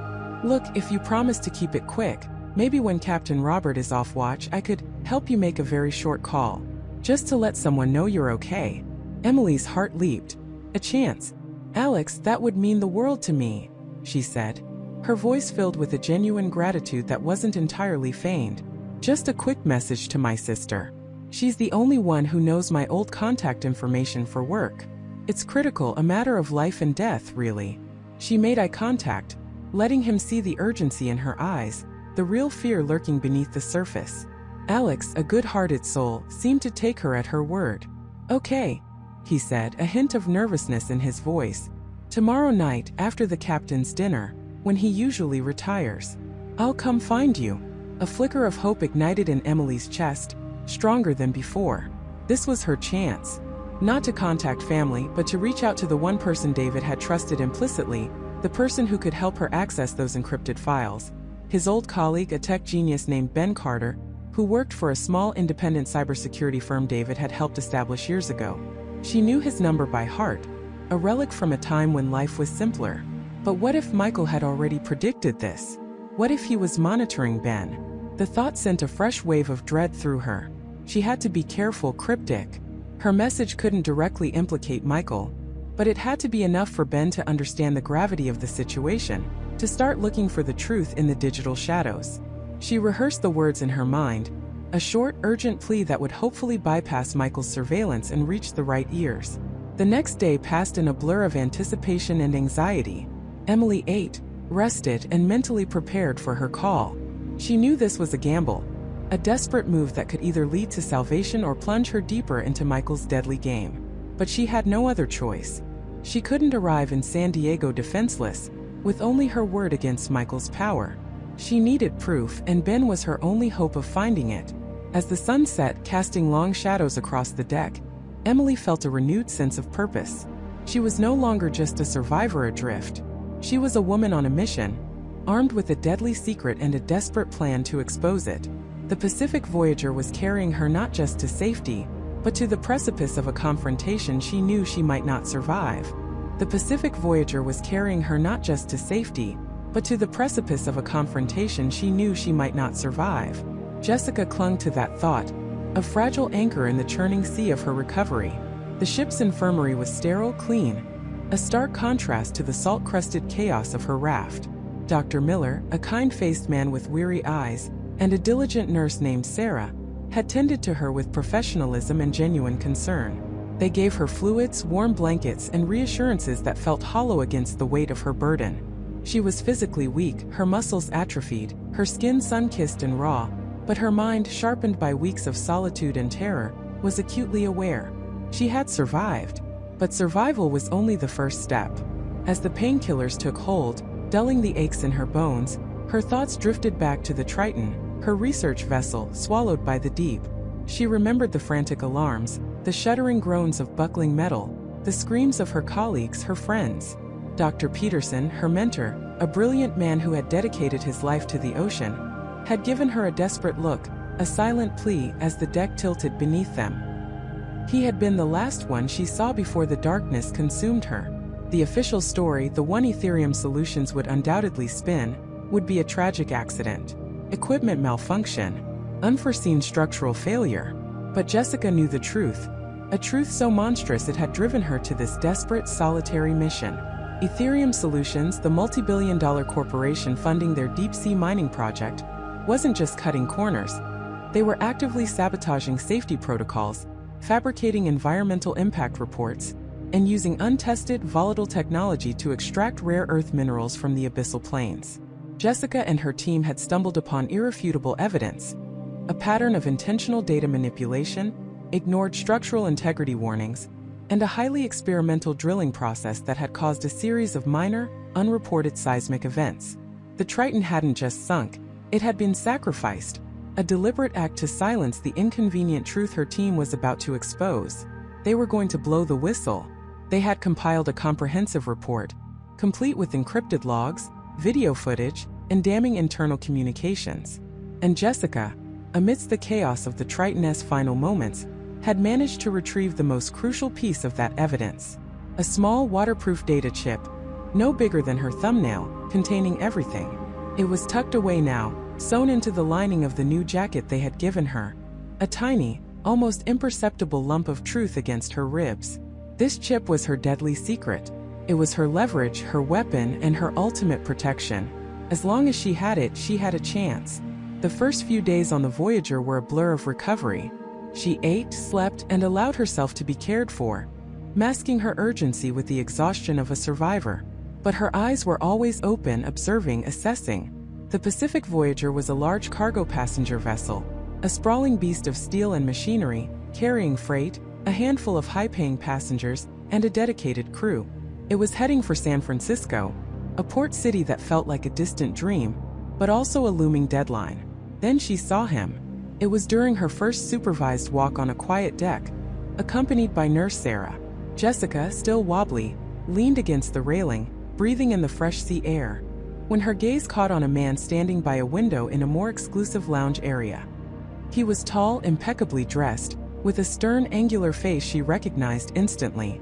David Thorne, Chief Operations Officer of Ethereum Solutions, the man who had personally overseen the Triton project, who had smiled with chilling insincerity during their funding meetings, his eyes betraying nothing but cold calculation. A jolt of pure ice shot through Jessica's veins, momentarily stealing her breath. "Thorne, here, on this ship." Nurse Sarah, noticing her sudden rigidity, asked, "Are you all right, Jessica? You look like you've seen a ghost." Jessica managed to force a weak smile. "Just a little dizzy, Sarah. Too much sun, I suppose." But her mind raced. This wasn't a coincidence. Thorne was a powerful man. Was he here for a legitimate reason? Or had he been dispatched the moment news of a Triton survivor reached Ethereum? Had he come to ensure she remained silent? The thought was a cold knot in her stomach, tightening with every beat of her heart. She suddenly felt exposed, vulnerable, despite the layers of care and medical attention. The Pacific Voyager, once a symbol of rescue, now felt like a gilded cage. From that moment on, her recovery took on a new urgency. She pushed herself, forcing her body to regain strength, her mind to sharpen. She started observing Thorne discreetly from a distance. He moved with an air of authority, always surrounded by a small entourage of equally well-dressed individuals who seemed more like security personnel than fellow passengers. They were subtle, almost invisible, but Jessica, trained in observation from her years of marine research, noticed their vigilant eyes, their disciplined movements. They were always watching. Was it her they were watching? Or was Thorne just a man of his stature, accustomed to such protection? She couldn't be sure, but a primal instinct screamed danger. Her priority became clear. Protect the chip, and find a way to transmit its contents to the outside world before Thorne or his people could stop her. She needed a secure internet connection, a satellite phone, anything that could bypass the ship's internal network, which she now suspected was compromised. One evening, feigning a need for fresh air, Jessica slipped away from her cabin. The ship was quiet, most passengers either in their cabins or at dinner. She wandered through the public areas, searching for an opportunity. The ship's communications room was locked, guarded by a burly crewman who seemed to always be on duty. The captain's bridge was even more secure. She found herself in the ship's library, a cozy, wood-paneled room, empty save for a few glowing screens of public-access computers. They were slow, outdated, and undoubtedly monitored. She couldn't risk using them. Not yet. As she turned to leave, a movement in the shadows caught her eye. A man, one of Thorne's silent entourage, stood by a bookshelf pretending to browse. His gaze, however, was fixed on her reflection in the darkened window. He wasn't subtle enough. Jessica felt a chill that had nothing to do with the air conditioning. They were watching her. Thorne knew she was here. And if he knew she was here, he would undoubtedly deduce that she might have information. The question wasn't if he would come for her, but when and how. The next morning, a polite, firm request came from the captain's office. Jessica was informed that due to security concerns and her fragile state, it would be best if she remained in her cabin, or at least confined her movements to the infirmary and the adjacent deck. It wasn't a suggestion. It was an order delivered by a grim-faced security officer named Robert, who had the build of a linebacker and the eyes of a hawk. "It's for your own safety, ma'am," Robert stated, his voice devoid of warmth. "The captain is very concerned for all passengers on board. We can't have you wandering where you might get hurt." Jessica met his gaze, her own eyes blazing with an anger she carefully suppressed. "I assure you, I'm perfectly capable of taking care of myself." "Perhaps," Robert conceded, his lips barely moving. "But orders are orders." Her confinement was now official. Her options were narrowing. The chip, her only hope, felt heavier against her ribs. She spent hours in her cabin, pacing, thinking, her mind racing through scenarios. She needed to get off this ship, or at least get a message out before they reached San Francisco. because she knew with a terrifying certainty that if Thorn got his hands on her, or the chip, she would never see the light of day again. She would become another tragic statistic, another inconvenient truth buried beneath the waves. The Voyager continued its steady course across the vast, indifferent Pacific. Days blurred into a tense, silent standoff.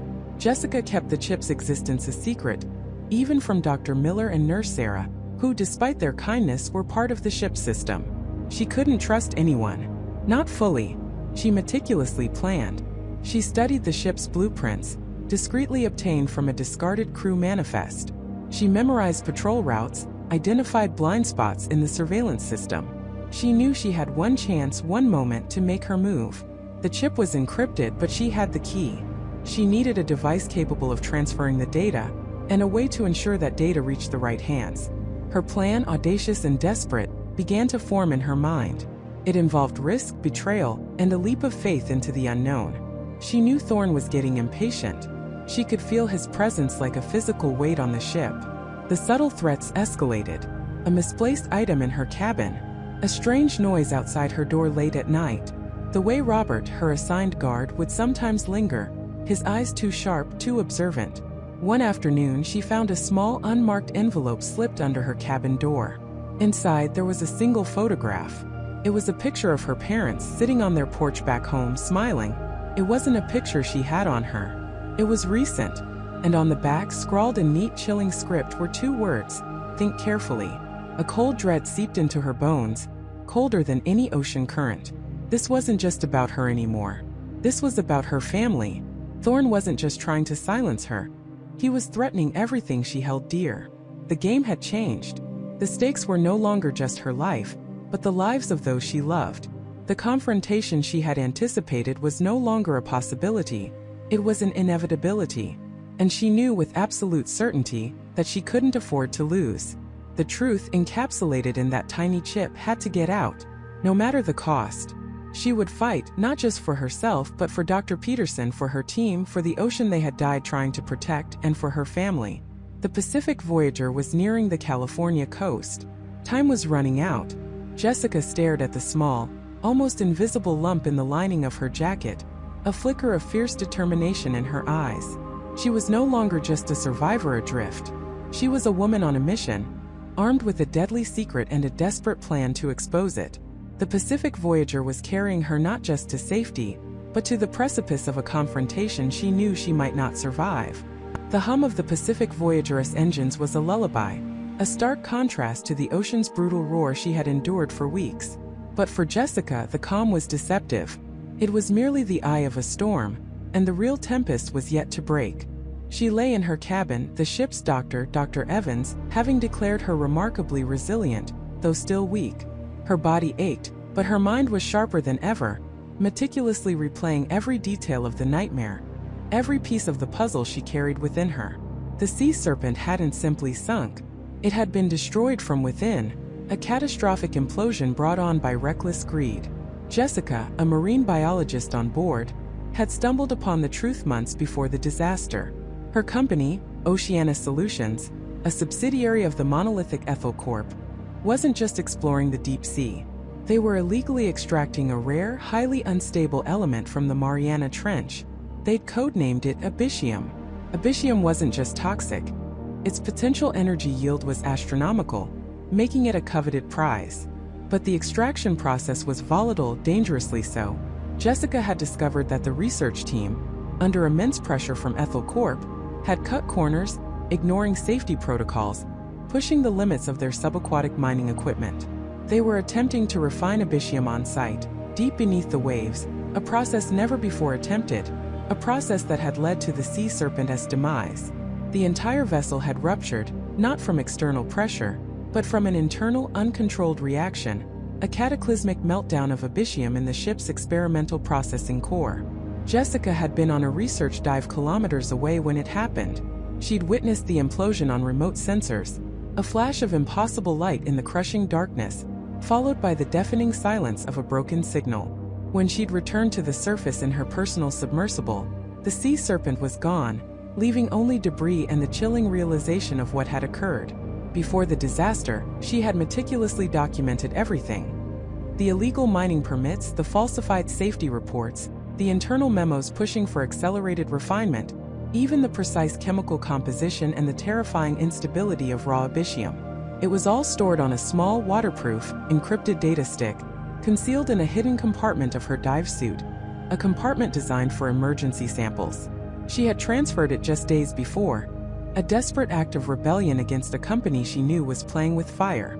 This data stick was her burden, her proof, and her only weapon. As she recovered, she watched the crew. Most were ordinary sailors, but one man stood out. He introduced himself as Arthur Thorne, ostensibly the ship's head of security. He was impeccably dressed, always observing, his eyes cold and devoid of any genuine warmth, unlike the rest of the crew who treated her with a mix of awe and pity. Thorne never offered pity. He offered questions, too many questions, subtly probing about her memory, about the sea serpent, about anything she might have seen or done. He was too polished, too detached for a typical security officer on a cargo ship. Jessica knew with a certainty that chilled her to the bone that Thorne wasn't just security. He was Ethel Corp's cleanup crew, sent to ensure their deadly secret remained buried with the sea serpent. She needed an ally, and quickly. Captain Miller, a man with weary eyes but a strong sense of duty, seemed her best bet. He had saved her life, and his quiet integrity was palpable. One evening, when Thorne was conspicuously absent from the mess hall, Jessica found Captain Miller alone on the bridge, staring out at the endless ocean. "Captain," she began, her voice still a little hoarse, "I need to tell you something. Something important." He turned, his expression unreadable. "You're still weak, Miss Chambers. Let's focus on your recovery."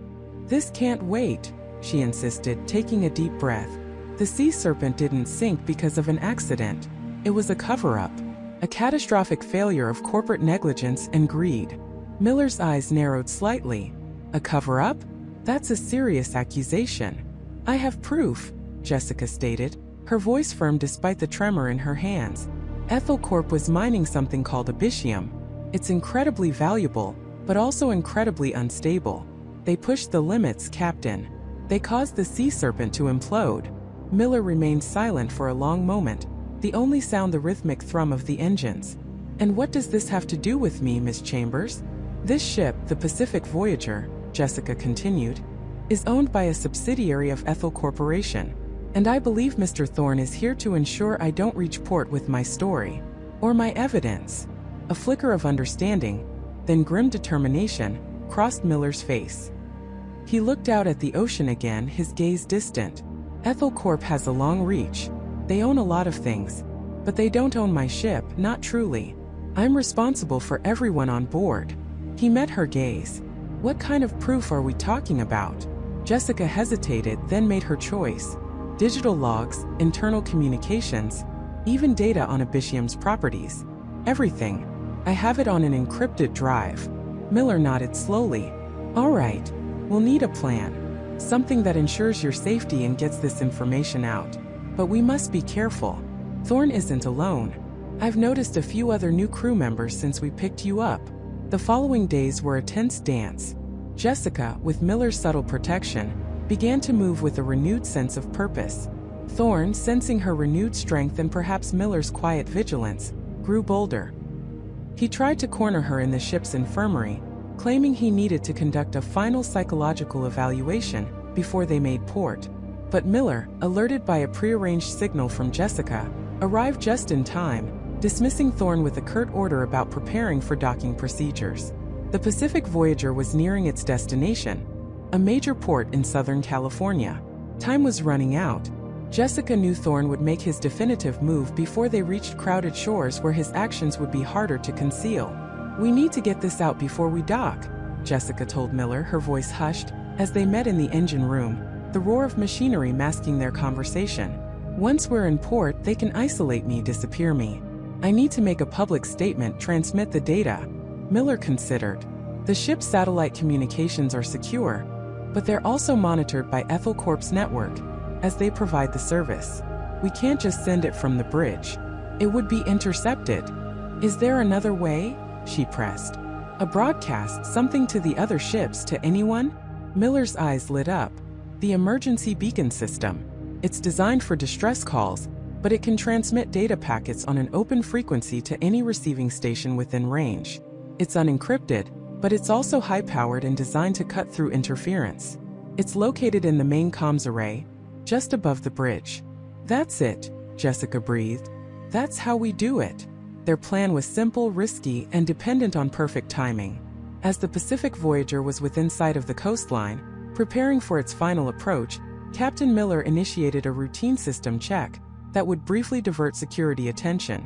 Jessica, armed with her data stick and a newfound resolve, would make her way to the comms array. The moment came.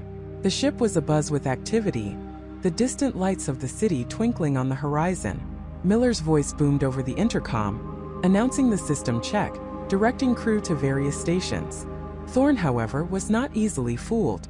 Jessica saw him, flanked by two burly men she hadn't seen before, moving purposefully towards the main stairwell leading to the upper decks. He knew. Panic flared, but Jessica pushed it down.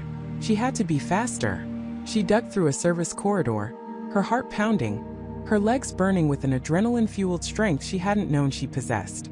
She climbed the narrow ladder to the comms array, the wind whipping around her as she emerged onto the open deck, high above the bridge. Below, she saw Thorne and his men burst onto the bridge, confronting Miller. Miller, however, had anticipated this. He slammed his hand on an emergency button, sealing the bridge doors from the outside. Thorne was trapped momentarily. Jessica didn't waste a second. She fumbled with the panel of the emergency beacon, her fingers trembling. The data stick was small, but it felt like a lead weight in her hand. She plugged it into the auxiliary port, navigating the archaic interface with the memory of her years as a tech-savvy marine biologist. A series of beeps, a flash of lights. The upload was beginning. Suddenly, a loud bang echoed from the bridge below. Thorne, resourceful and ruthless, had found another way. He and his men were battering down a secondary hatch, gaining access to the deck. Jessica could hear their shouts, their heavy footsteps approaching. "She's up there." Thorne's voice cut through the wind. "Stop her." Jessica watched the progress bar on the beacon's display. 50%. 60. She could hear them on the ladder now, their heavy boots clanging against the metal rungs. Her heart hammered against her ribs. She was so close. 70%. The first man, one of Thorne's hulking associates, clambered onto the comms deck. He lunged, a silent, menacing shadow against the twilight sky. Jessica reacted instinctively, grabbing a loose wrench from the maintenance tray and swinging it wildly. It connected with a sickening thud against his shoulder, sending him stumbling back, cursing. 80%. Thorne himself was now on the deck, his face a mask of furious determination. He pulled something from his jacket, a small black device. A signal jammer. Too late. Jessica screamed, her voice raw. 90%. Thorne aimed the jammer, but before he could activate it, a figure burst onto the deck from a different access point. It was Captain Miller, not unarmed.